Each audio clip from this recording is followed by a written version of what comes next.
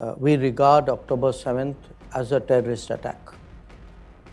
We understand that Israel had a need to respond. तो ये बयान सुना ना आपने भारत के विदेश मंत्री एस जयशंकर का, जिसमें उन्होंने एक सवाल का ऐसा जवाब दिया कि पूरी दुनिया दंग रह गई। लेकिन सवाल ये उठता है कि भारत के विदेश मंत्री जिनकी तारीफ पूरी दुनिया करती है, उनके बयान ने क्या संकेत दिए हैं और क्या कुछ कहा है उन्होंने इजराइल को लेकर, ये भी हम जानेंगे इस वीडियो में। नमस्कार, जय हिंद, वंदे मातरम। आप देख रहे हैं भारत तक, मैं हूं आयुष। दरअसल भारत के विदेश मंत्री एस जयशंकर का इजराइल के हालिया घटनाक्रम पर दिया गया बयान भारत की स्पष्ट और संतुलित कूटनीति को दर्शाता है। जयशंकर ने 7 अक्टूबर के हमलों को माना है और उन्होंने बहुत बड़ा बयान दिया है। चलिए अब सुनते हैं उन्होंने क्या कुछ कहा।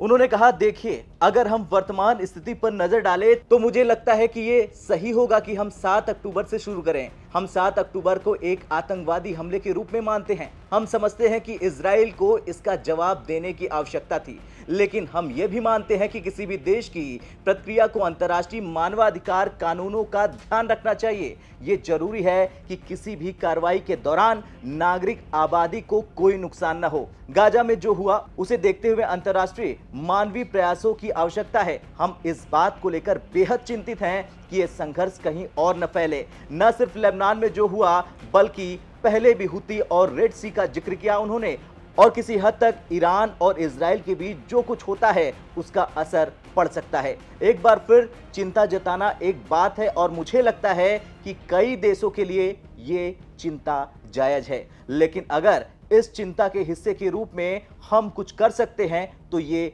बहुत जरूरी है।